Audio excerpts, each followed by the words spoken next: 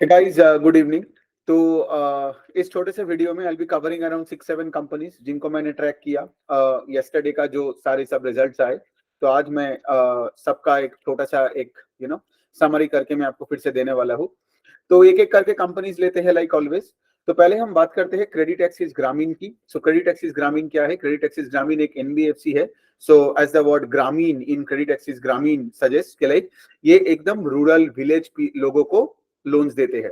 ये एक्चुअली चालू हुआ था साउदर्न इंडिया में, and if you see that there core states where Tamil Nadu, Karnataka and Maharashtra. लेकिन ये कंपनी क्या कर रही है, धीरे धीरे करके पूरा पैन इंडिया बन रहा है। सो पिछले 2 साल में if you see that they have ventured into UP, Rajasthan, एक और कोई स्टेट है मैं नाम भूल रहा हूँ, and recently they ventured into Andhra and Telangana as well. सबसे अच्छी पॉइंट ये है क्रेडिट एक्सिस ग्रामीण का। अगर आप देखोगे, मैं इस कंपनी को 2019 से मतलब उस टाइम से ट्रैक कर रहा हूँ। ये कंपनी का कलेक्शंस में कभी कोई प्रॉब्लम उतना ज्यादा आया नहीं है, क्योंकि हमें कोविड आया, फिर उसके बाद डीमोनेटाइजेशन, बहुत कुछ आया, राइट। माइक्रो फाइनेंस साइकिल घूमा, राइट। कभी खराब हुआ, कभी अच्छा हुआ, लेकिन this is one of the very few micro finance companies जिनको उतना असर नहीं पड़ा, is what I am trying to say. So credit access ग्रामीण का अगर आप देखोगे, आज 21,000 करोड़ के आसपास का लोन बुक है। लेकिन the best part is this के राइट, उनका मैनेजमेंट Q2 के कॉन कॉल में ये बोला था कि the entire micro finance space will double in 3 years, मतलब 25% CAGR का ग्रोथ होगा, ठीक है। And they would grow in line with the growth of the sector, ठीक है। लेकिन अगर मैं उनका Q3 का रिजल्ट का बात करूं, सो उनका जो एडवांसेस मतलब लोन बुक का ग्रोथ है वो 32% के आसपास आया है, जो कि बहुत ही अच्छी है।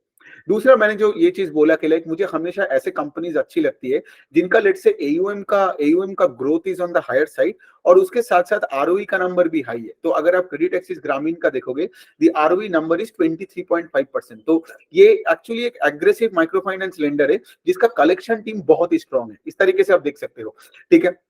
तो high ROE, high pace of growth is an amazing combination for a stock, ठीक है।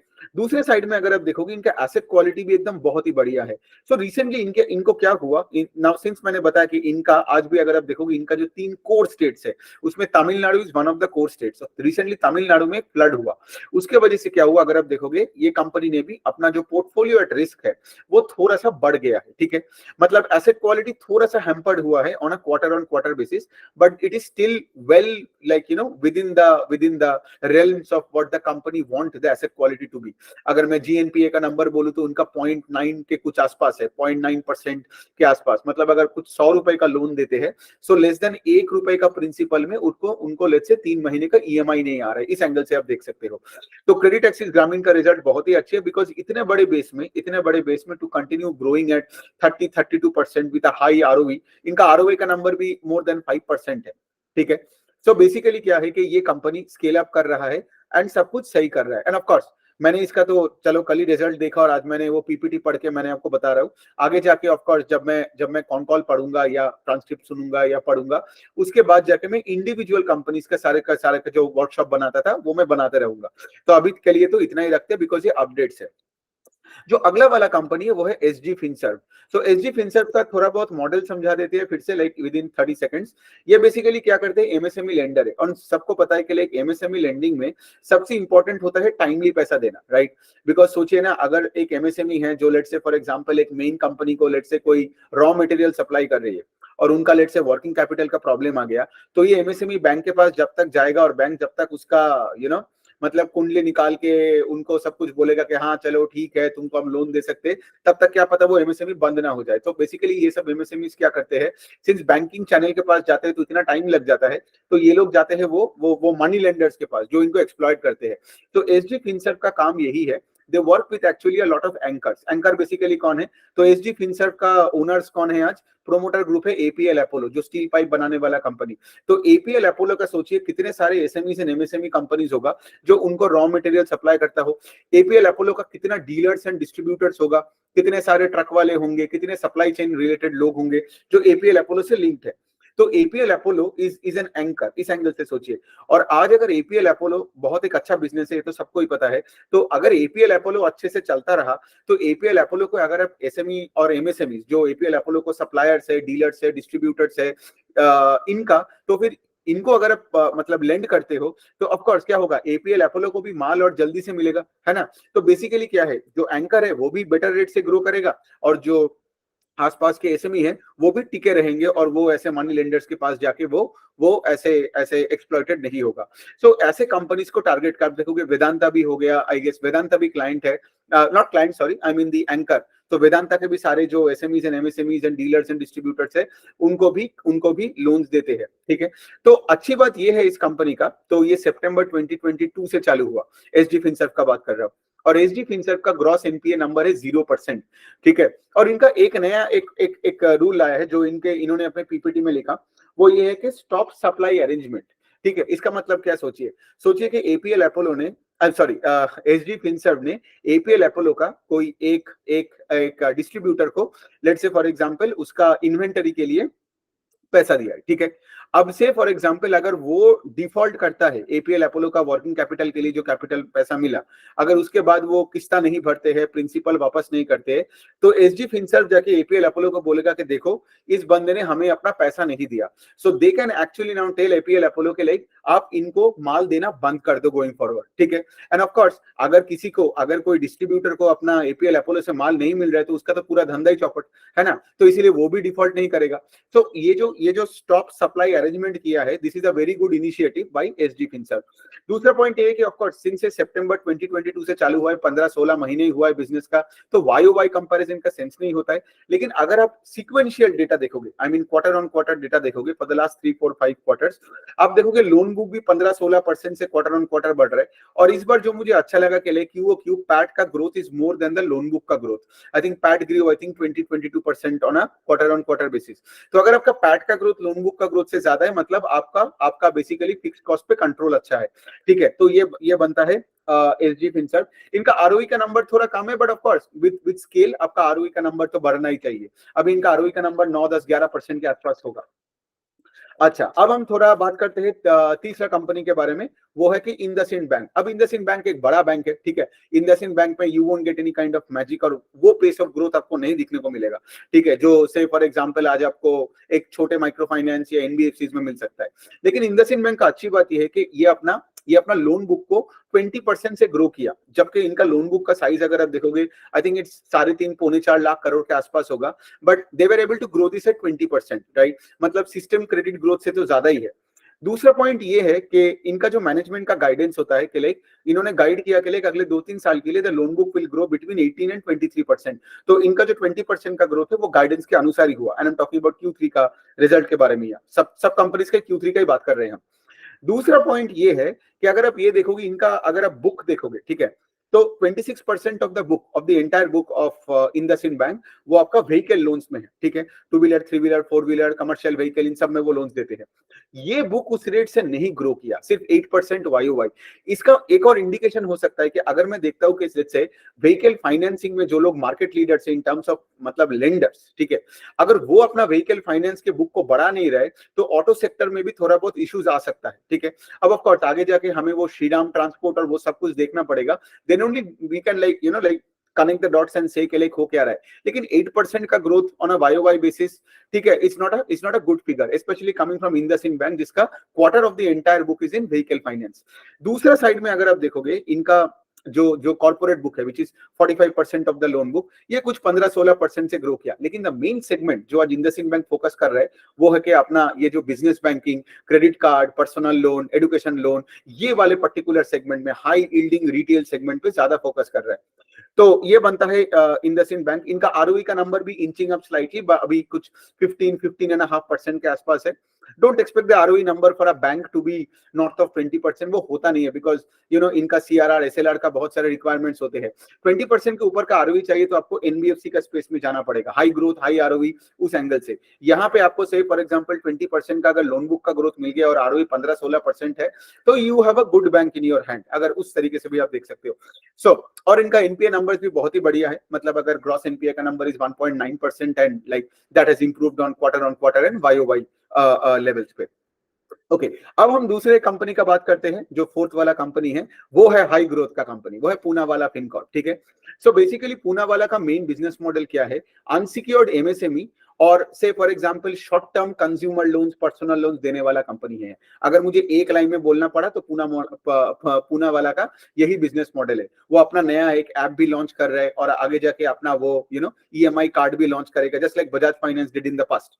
ठीक है, सो पूनावाला का यही वाला गेम है कि लाइक उनका भी यही कहना है कि लाइक आज अगर आप देखोगे पूनावाला हमेशा प्राइम कस्टमर्स को टारगेट करते हैं। ठीक है, Poonawalla is basically the opposite of credit access Grameen when it comes to customers. यहाँ पे एकदम प्राइम कस्टमर, और ये प्राइम कस्टमर होगा तो वो बैंक कस्टमर होगा ही ना।